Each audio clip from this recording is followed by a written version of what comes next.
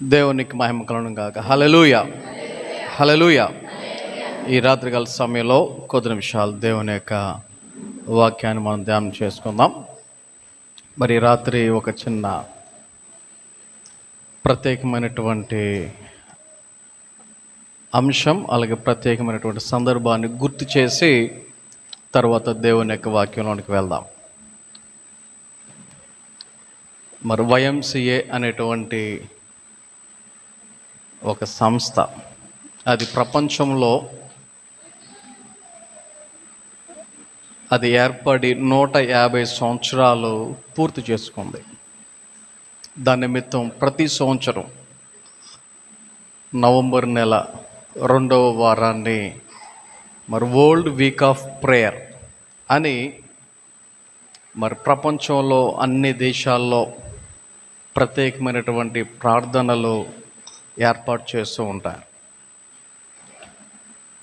మరి దానికి తగినట్టుగా మరి నేను YMCA కొవ్వూరికి ప్రెసిడెంట్గా ఉన్న కారణంగా మరి ఈ వారం రోజులు నేను కూడా కొన్ని చోట్ల మరి ప్రత్యేకమైనటువంటి ప్రార్థనలు ఏర్పాటు చేయటం, ప్రార్థన చేయటం, వాక్యాన్ని చెప్పడం జరిగింది.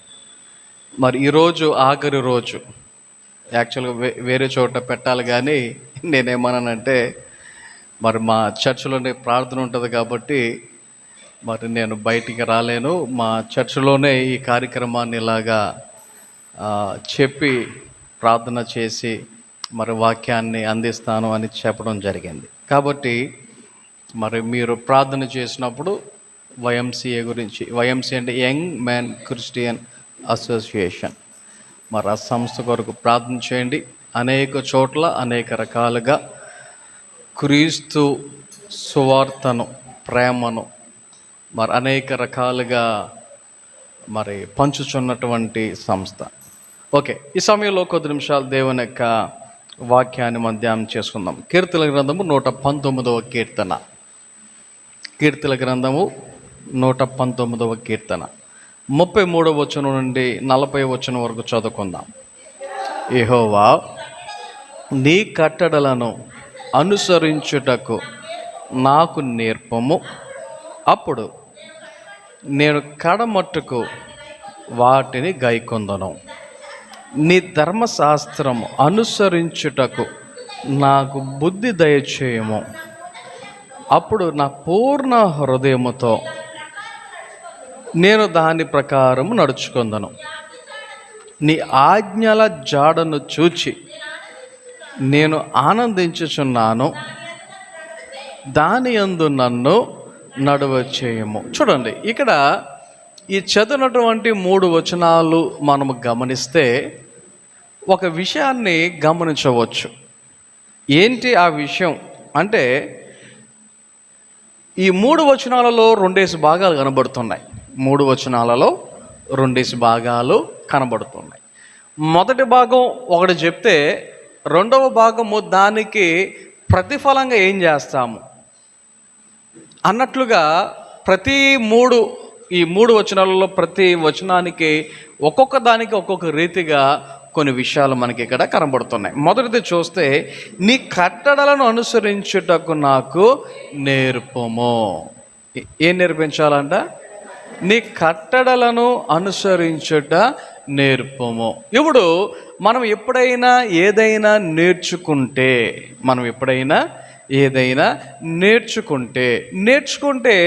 దానికి మరి ప్రతిఫలం ఎలా ఉంటుంది? ఫర్ ఎగ్జాంపుల్, నేర్చుకున్నారు అనుకోండి.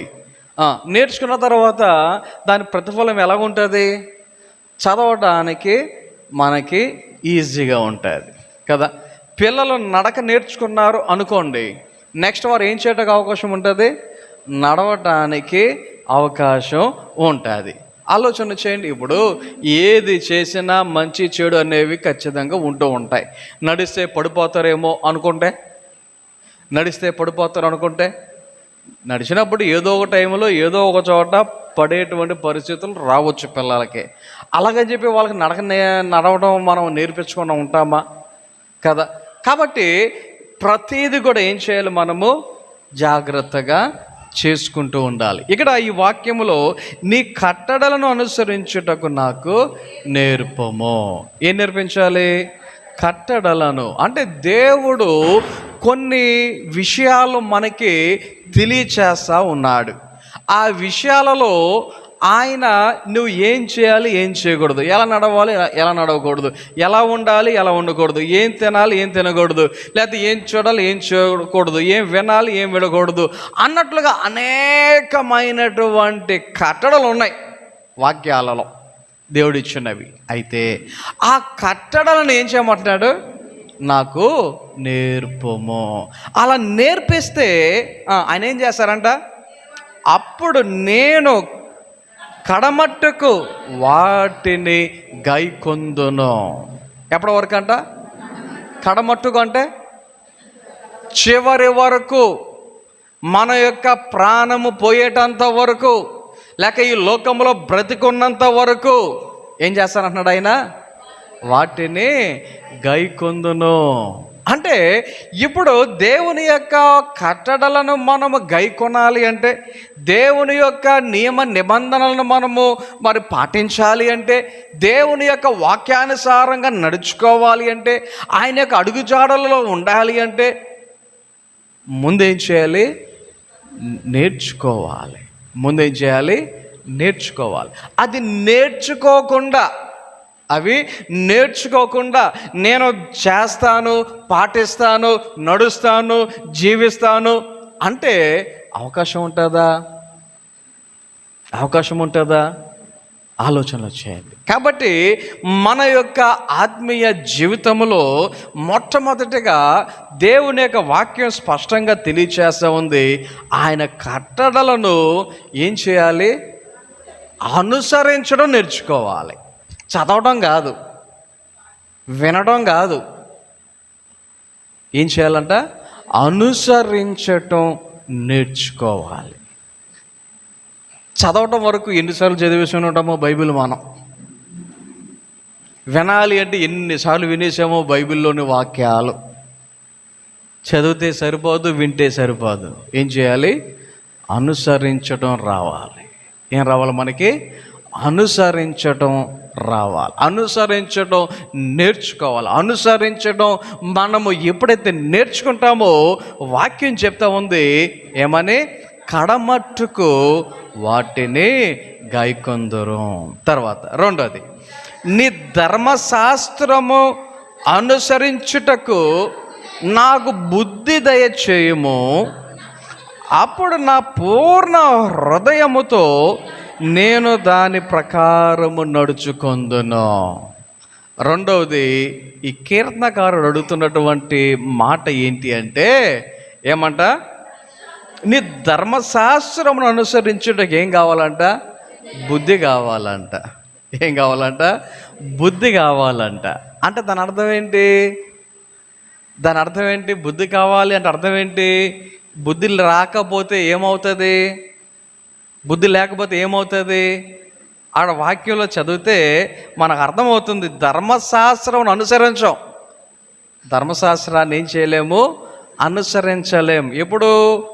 బుద్ధి లేనప్పుడు. కొన్నిసార్లు ఈ మాట అప్పుడప్పుడు అంటూ ఉంటాం, బుద్ధి వచ్చిందా, ఇప్పుడు బుద్ధి వచ్చిందా అంటారు. ఎప్పుడు అంటారు అన్నమాట? మనం ఎన్నిసార్లు చెప్పిన మాట వినకుండా, ఆ మాట ఎన్నిసార్లు చెప్పినా వినకుండా, ఏదైనా చిన్నది జరగరానిది జరిగితే అప్పుడు అనేటువంటి మాట ఏమంటారు? బుద్ధి వచ్చిందా, ఇప్పుడు బుద్ధి వచ్చిందా. కొన్నిసార్లు సైకిల్ మీద వెళ్తున్నప్పుడు ఒరే అలా తొక్కకరా, ఒరే అలా తొక్కకూడదు అని చెప్పినా అలాగే తొక్కాడు అనుకోండి, ఏదో టైంలో అనుకోకుండా పడితే అయ్యో పడిపోయాడు అని జాలి చూపెట్టరు. ముందు ఫస్ట్ అనే మాట ఏంటంటే, ఇప్పుడు బుద్ధి వచ్చిందా అంటారా? మనం ఎప్పుడైనా ఇలా విన్నామా లేదా? కొన్నిసార్లు మనమే అని ఉంటామేమో మన పిల్లల్ని ఎప్పుడైనా మాట వినకుండా ఇలాగ జరిగినప్పుడు కదా. కాబట్టి ఇక్కడ ఈ యొక్క కీర్తనకారుడు చెప్తున్నటువంటి మాట ఏమంటాడంటే, ఏమంట? నీ ధర్మశాస్త్రమును అనుసరించుటకు నాకు బుద్ధి దయచేయుము. సో మొట్టమొదటిగా ఇక్కడ దేవుని యొక్క ధర్మశాస్త్రాన్ని అనుసరించాలి అనేటువంటి బుద్ధి మనకి రావాలి. ఆ బుద్ధి ముందు మనకి రావాలి. వచ్చే సంవత్సరం చర్చిలో ఒక చిన్న పోటీ పెడదాం అనుకుంటున్నారు మీ అందరికీ. వచ్చే సంవత్సరం 2026లో అది పెట్టాలి అనేది ఒక ఆలోచన. అది అప్పుడు చెప్తాను, ఇప్పుడు చెప్పను, జనవరిలో చెప్తాను. అయితే అలాగా కొన్నిసార్లు కొన్ని పనులు చేయాలి. ఇప్పుడు కొంతమంది ఒక మంచి నిర్ణయం తీసుకుంటారు. మొన్న ఒక పాస్టర్ గారితో మాట్లాడా. ఆయన ఎంతలా ఉండేవాడో ఇప్పుడు నాకులాగా బక్క కనబడుతున్నాడు. పాస్టర్ గారు ఏంటండి ఇలాగా ఇంత చిక్కుపోయారు ఏంటంటే, అబ్బాయి నేను చిక్కుపోలేదండి, నేను చిక్కుపోలేదు, ఆరోగ్యంగా ఉన్నాను అన్నాడు ఆయన. అంతలా ఉండేవాడు నాకులాగా అయిపోతే చిక్కుపోయారు అనుకోండి, ఏమనాలి? అందుకని ఏంటి ఇలా చిక్కుపోయారన్న ఆయన దానికి అన్నమాట, నేను చిక్కుపోలేదండి, ఇప్పుడు ఆరోగ్యంగా ఉన్నా, ఆరోగ్యంగా తయారయ్యా అని చెప్పేసి అన్నాడు ఆయన. ఓకే, ఏంటి రహస్యం ఏంటి చెప్పండి ముందు అన్నాను. ఏంటి అంటే ఆయన అన్నమాట, ఏమండి తిండి తింటా ఉంటే ఒళ్ళు పెరుగుతుంది, షుగర్ పెరుగుతుంది, బీపీ పెరుగుతుంది, అన్నీ పెరుగుతున్నాయి తప్ప ఆరోగ్యం సెటరేట్ అవ్వట్లేదు, ఆరోగ్యం సెటరేట్ అవ్వట్లేదు.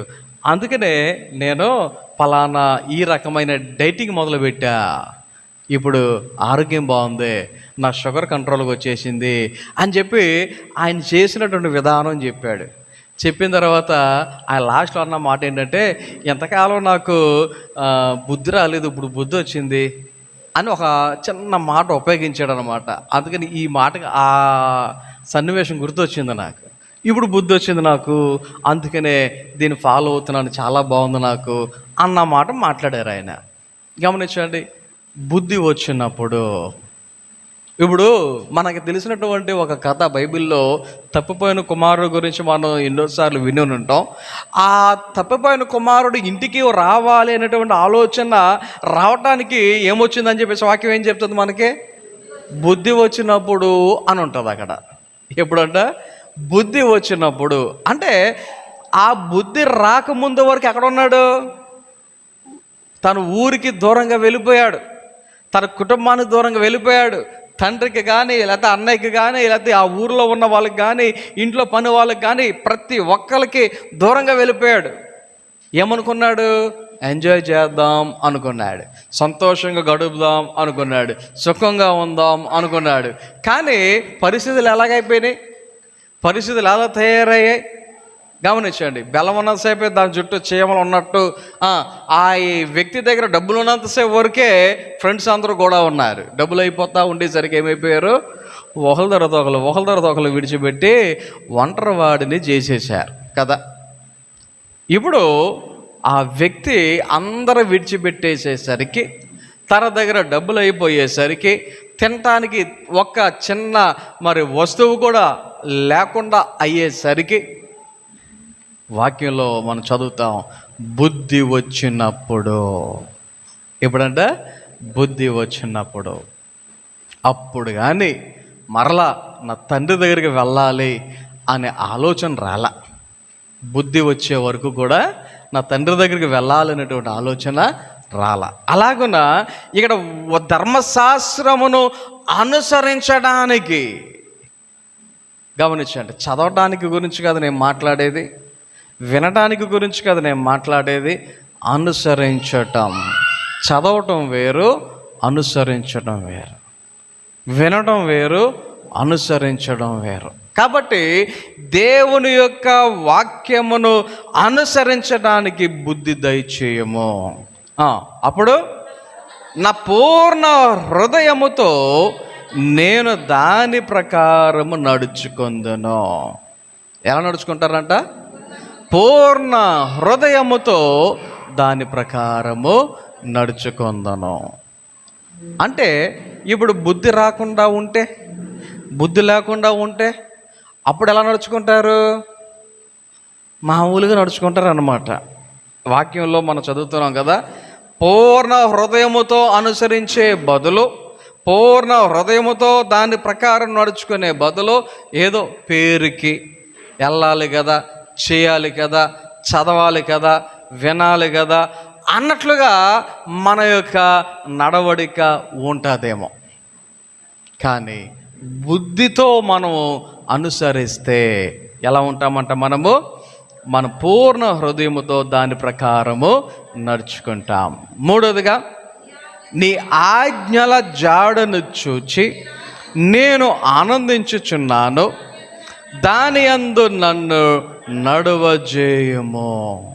కీర్తన గారు చెప్తున్నటువంటి మరొక మాట, నీ ఆజ్ఞల జాడను చూచి. దేన్ని చూచి? ఆజ్ఞల జాడను చూచి ఏం చేస్తున్నాను? ఆనందించుచున్నాను. ఒకసారి ఆలోచన చేయండి. ఇది అందరికీ కాదు, కొంతమందికే ఆనందం. దేవుని యొక్క ఆజ్ఞలను చూస్తే కొంతమందికే ఆనందం, అందరికీ ఆనందం కాదు. కారణం ఏంటో చెప్పనా?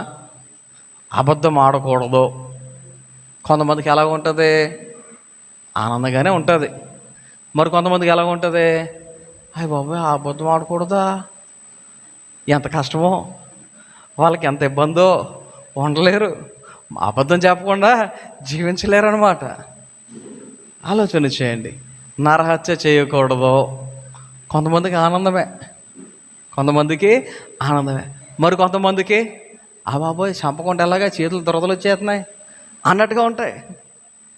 ఆలోచన. దొంగలకూడదు, దొంగతనము చేయకూడదు, కొంతమందికి ఆనందమే, రైట్ నిజమే, నేను దొంగతనం చేయకూడదు అన్నట్టుగా ఉంటుంది.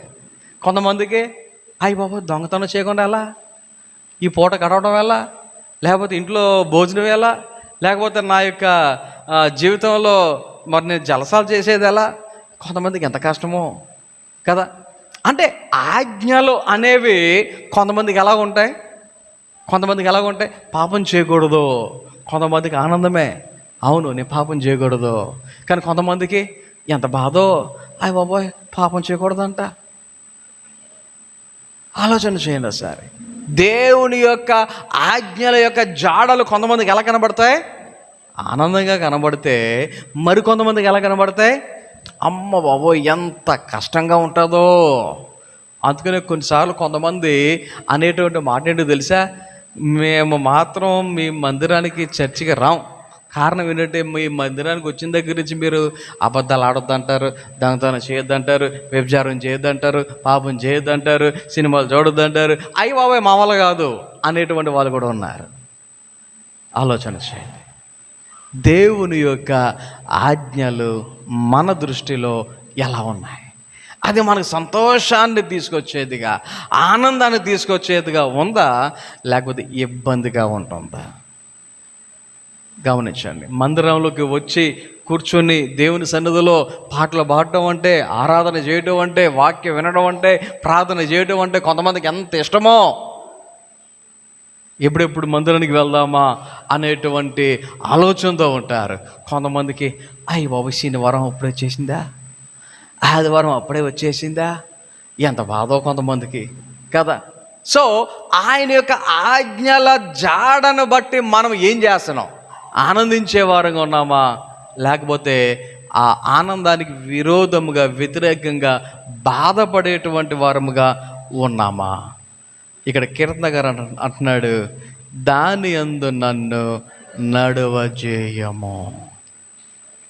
ఎక్కడ నడువజేయాలంట? దేవుని యొక్క ఆజ్ఞలలో. దేవుని యొక్క ఆజ్ఞలను బట్టి, ఆయన యొక్క ఆజ్ఞల జాడలలో నేనేం చేయాలి? నడవాలి. ఇది ఆ కీర్తనకారుడు చెప్తున్నటువంటి మాట. తర్వాత ఇంకా మనం కిందకు చదువుకుంటూ వెళ్తే, లోభము తట్టు కాక నీ శాసనముల తట్టు నా హృదయము త్రిప్పుము. దేని తట్టు? ఏదొద్దంట? లోభము తట్టు వద్దు. ఏం కావాలంట?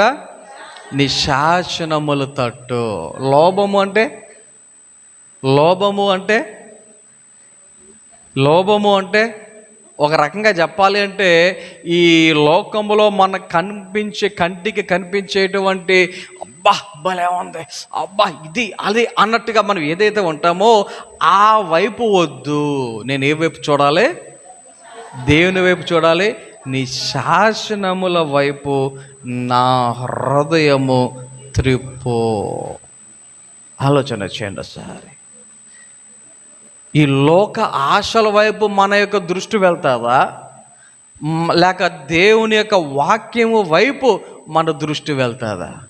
ఈ రెండు మన కళ్ళ ఎదుట ఉంటే నీ దృష్టి ఎటువైపు వెళ్తుంది? ఆలోచన చేయండి.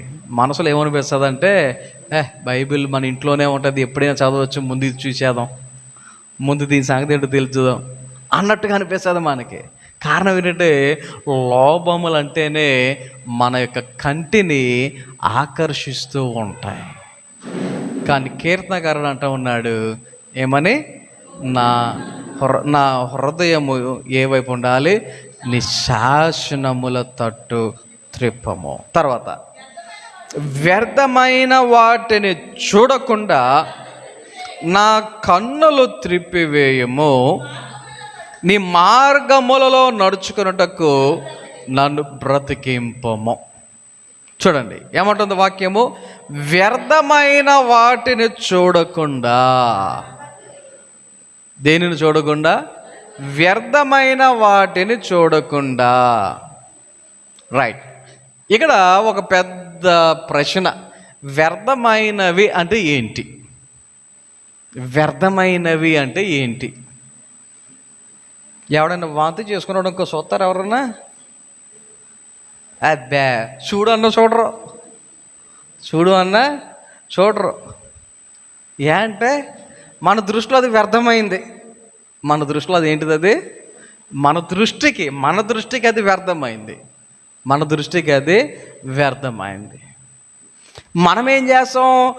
మనకే వ్యర్థమైనది అనుకున్న వైపు చూడం. మనం ఎటువైపు చూడం? మన దృష్టికి వ్యర్థమైనది అన్న వైపు మనము చూడం.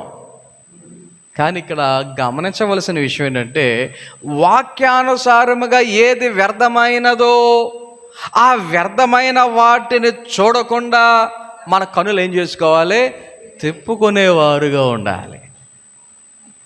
దేవుని వాక్యానికి, దేవుని దృష్టికి ఏది వ్యర్థముగా ఉన్నదో దాని వైపు చూడకుండా మన కన్నులను మనము తిప్పివేసుకే వారుగా మనం ఉండాలి.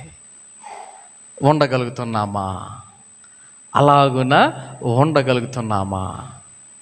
ఆలోచన చేయండి సార్. దేవుని యొక్క వాక్యానుసారంగా కొన్ని విషయాలను మనము చాలా జాగ్రత్తగా ఆలోచన చేద్దాం. కారణం ఏంటంటే వ్యర్థమైన వాటి మీద మన యొక్క దృష్టి ఎప్పుడైతే ఉంటుందో అప్పుడు ఏమవుతుంది? ఒకటే, ఇప్పుడు ఎప్పుడైనా సరే ఎగ్జామ్లో ఎవరైనా ఫెయిల్ అయ్యారు అనుకో, ఆ ఫెయిల్ అయినటువంటి ఆ పిల్లలకి చెప్పే మాట ఏం చెప్తారు? చదవలసిన టైంలో చదవకుండా వ్యర్థమైన వాటి విషయంలో నువ్వు టైం వేస్ట్ చేసావు. అది సెల్ ఫోన్ కావచ్చు, ఆటలు కావచ్చు, టీవీ కావచ్చు, ఫ్రెండ్షిప్ కావచ్చు, రోడ్ల మీద అటు ఇటు తిరగడం కావచ్చు, అది ఏదైనా కానీ నీ టైం అంతా నువ్వు వేస్ట్ చేసావు. దానికి ఇప్పుడు ఏం జరిగింది? ఫెయిల్ అయ్యావు అంటారా? వ్యర్థమైన వాటి మీద మనసు పెడితే, వ్యర్థమైన వాటిని చూస్తూ ఉంటే ఒకటే సమయాన్ని కోల్పోతాం. మనం సమయాన్ని కోల్పోతాం. ఆలోచన చేయండి. కొన్నిసార్లు చదవవలసిన టైంలో చదవకుండా, చిన్నప్పుడు రోడ్ల మీద తిరిగి, అవసరమైతే నేను పనికి వెళ్తానని పనికి వెళ్ళి, పెద్ద అయిన తర్వాత ఏదైనా అప్పుడు చేద్దాం అని చెప్పేసి అనుకుంటే చేతిలో చదువు ఉండదు, సర్టిఫికెట్లు ఉండవు. సర్టిఫికెట్లు లేక అప్పుడు ఏ ఉద్యోగము అవకాశాలు రాక మనిషికి ఏమనిపిస్తుంది తెలుసా? అప్పుడు స్కూల్కి వెళ్తే బాగుండు అనిపిస్తుంది. అప్పుడు ఒక 35-40 సంవత్సరాలు వచ్చిన తర్వాత స్కూల్కి వెళ్తే బాగుండు అనిపిస్తుంది. ఆలోచన చేయండి, ఆ వయసులో 1వ తరగతిలో జాయిన్ అవుతే ఎలా ఉంటుంది? ఆ వయసులో 1వ తరగతిలో జాయిన్ అవుతానంటే ఎలా ఉంటుంది? 1వ తరగతి అవసరం 6వ తరగతి హై స్కూల్కి వెళ్దామంటే ఎలా ఉంటుంది? హై స్కూల్ 6వ తరగతి వద్దు 10వ తరగతిలోకి వెళ్దామంటే ఎలా ఉంటుంది? అర్థమవుతుందా? చాలా ఇబ్బందిగా అనిపిస్తుంది, అవునా? కారణం ఏంటి? మనము ఏ సమయాన్నైతే సద్వినియోగం చేసుకోవాలో, సద్వినియోగపరచుకోవాల్సినటువంటి సమయంలో వ్యర్థమైన వాటి మీద దృష్టి పెట్టినందుకు ఇది పర్యవసానం కదా. అందుకనే వాక్యం అంటుంది, వ్యర్థమైన వాటిని చూడకుండా నా కన్నులో త్రిప్పివేయము, నీ మార్గములో నడుచుటకు నన్ను బ్రతికింపము. ఇక్కడ అర్థం చేసుకోవలసినటువంటి మరొక మాట ఏంటంటే, ఎప్పుడైతే మనం వ్యర్థమైన వాటి మీద దృష్టి పెడతామో అప్పుడు ఏం చేయలేం? దేవుని మార్గంలో నడవలేం. ఒకవేళ నడిచిన పరిస్థితులు ఏమైపోతాయన్నమాట? జీవించి ఉండలేం, బ్రతికి ఉండలేం. ఆలోచన చేయండి. అందుకని ఇక్కడ అంటున్నాడు, నీ మార్గంలో నడుచుటకు నన్ను బ్రతికింపము. తర్వాత 38వ వచనం, నీవిచ్చిన వాక్యము మనుషులలో నీ భయమును పుట్టించుచున్నది, నీ సేవకునికి దాన్ని స్థిరపరచుము. వాక్యము ఎక్కడ ఉండాలంట? మనుషులలో ఉండాలి. అంటే మనలో. ఎక్కడ ఉండాలంట? అది మనలో ఎప్పుడైతే దేవుని యొక్క వాక్యం ఉంటుందో అదేం చేస్తుంది? నీ భయమును పుట్టించుచున్నది.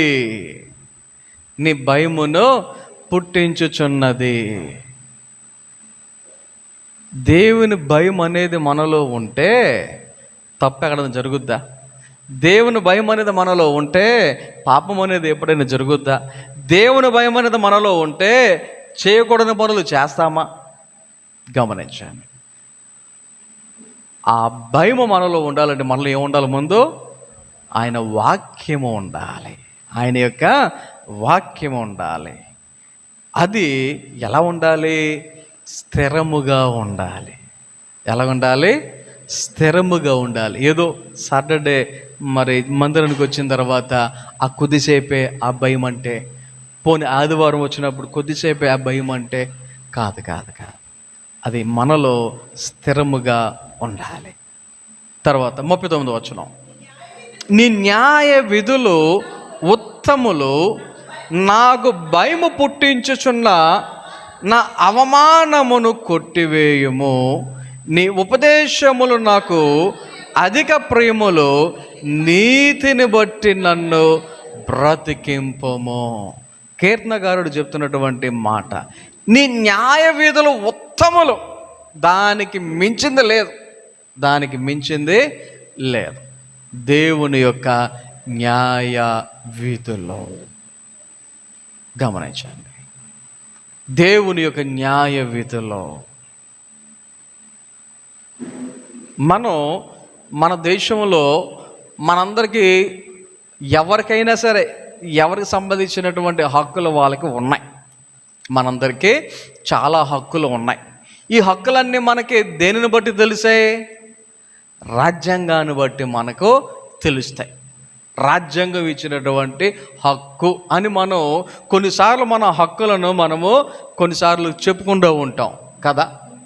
ఈ రాజ్యాంగాన్ని బట్టి మన దేశంలో నాకు ఈ హక్కు ఉంది, నాకు ఆ హక్కు ఉందని మనం ఎంత ధైర్యంగా చెప్పగలుగుతున్నామో, మరి అలాగే మన ఆత్మీయ జీవితానికి కూడా ఈ న్యాయ విధులు అనేవి ఉన్నాయి.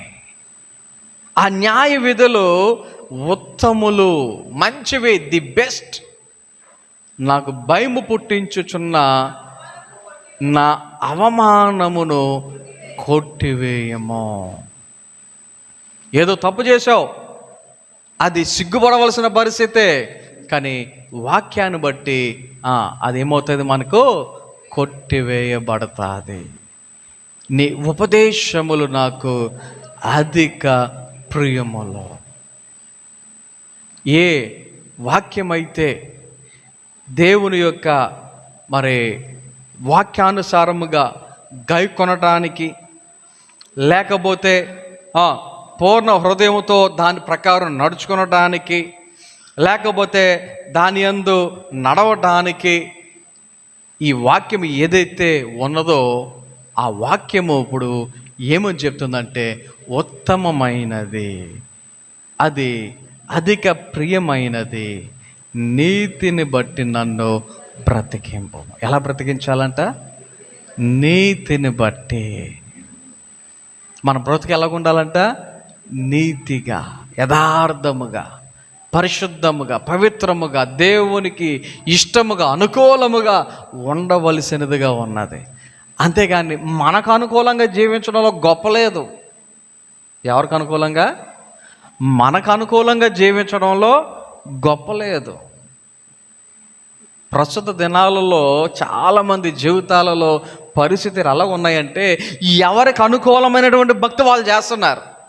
ఎవరికి అనుకూలమైనటువంటి భక్తి వాళ్ళు చేస్తూ ఉన్నారు. మనకు అనుకూలమైన భక్తి మనం చేయటం కాదు, దేవునికి అనుకూలమైన భక్తి చేయగలిగే వరముగా ఉండాలి. వాక్యానికి అనుకూలముగా ఉన్నటువంటి భక్తిని మనము చేసేవారుగా ఉండాలి. కాబట్టి ఈ రాత్రికాల సమయంలో ఈ కీర్తన గారు చెప్పినటువంటి మాటలను బట్టి మన జీవితంలో మనం ఎలా ఉన్నాం, ఆయన యొక్క వాక్యాన్ని ఎలా గైకొంటూ ఉన్నాం, ఆ యొక్క వాక్యాన్ని ఎలా అనుసరిస్తూ ఉన్నాం, ఆ వాక్యాన్ని ఎలా మనము మరి అనుసరించగలిగి నడుచుకోగలుగుతూ ఉన్నాం, ఈ విషయాలన్నీ మనము ఒకసారి ఆలోచన చేసి దేవుని యొక్క వాక్య ప్రకారముగా భయము కలిగి ఆ యొక్క వాక్యాన్ని మన జీవితంలో స్థిరపరచుకొని దేవుని యొక్క ఇష్టలుగా, దేవుని యొక్క వాక్యానుసారముగా నడుచుకునటానికి దేవుడు తన యొక్క కృప మనందరి ఎడల ఉంచి నడిపించును గాక. ఆమేన్. ప్రార్థన చేసుకుందాం. అందరూ కూడా మోకరించండి. ఈ రాత్రికాల సమయంలో మనందరం కొద్ది నిమిషాలు దేవుని సన్నిధిలో ప్రార్థన చేద్దాం. మహోన్నతుడ గొప్ప దేవా, నీ ఘన నామమునకు వందనాలు, స్తోత్రాలు తండ్రి. ఈ రోజున ఈ రీతిగా నిబిడమైన మేమందరం నీ సన్నిధిలో పాటల ద్వారా నేను స్తుతించటానికి, నీ వాక్యాన్ని ధ్యానించటానికి, ప్రార్థించటానికి మీరిచ్చిన ఈ మంచి సమయాన్ని బట్టి, అవకాశాన్ని బట్టి వందనాలు, స్తోత్రాలు తెలియజేసుకుంటూ ఉన్నాం. అలాగే దేవా, ఈ వరల్డ్ వీక్ ఆఫ్ ప్రేయర్ ఆఖరి రోజు సందర్భంగా దేవా వైఎంసీఏ కొరకు ప్రార్థన చేయించున్నాం. 150 సంవత్సరాలు ఈ వైఎంసీఏ మూమెంట్లో దేవా మీరు అనేక దేశాల్లో అనేక రకాలుగా దేవాని యొక్క ప్రేమను చాటడానికి మీరు చూపుతున్న కృపను బట్టి వందనాలు, స్తోత్రాలు. దేవా ఇక వైఎంసీఏ మూమెంట్ను మీ చేతిగా బిగించుకుంటున్నాం. ఇంకా బలపరచండి. ఇంకా దేవా నీ పరిచర్యలో నీ ప్రేమను పంచడానికి దేవా ఈ మూమెంట్ ద్వారా ముందుకు కొనసాగడానికి మీరే సహాయం దయచేయండి. అలాగే రేపు జరగబోతున్న ఆరాధన కోడికలు తోడుగుండమని దేవా నీ బిడ్డలమైన మేమందరం ఆత్మతో సత్యముతో నేను స్తుతించడానికి, ఆరాధించడానికి సిద్ధపడి నీ సన్నిధికి రావడానికి సహాయం చేయమని ప్రార్థన చేయించు ఉన్నాం.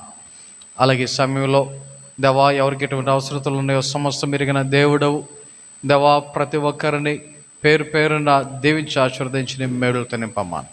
ఈ రాత్రి నీ సన్నిధి విడిచి మా గృహాలకు వెలిచి ఉండగా నీ మెండైన దీవెనలతో ఆశీర్వాదంతో నింపి నడిపించి మీరే మహిమ, ఘనత, ప్రభావాలు పొందుకొనమని యేసు నామమున ప్రార్థన చేయొచ్చు నాము తండ్రి.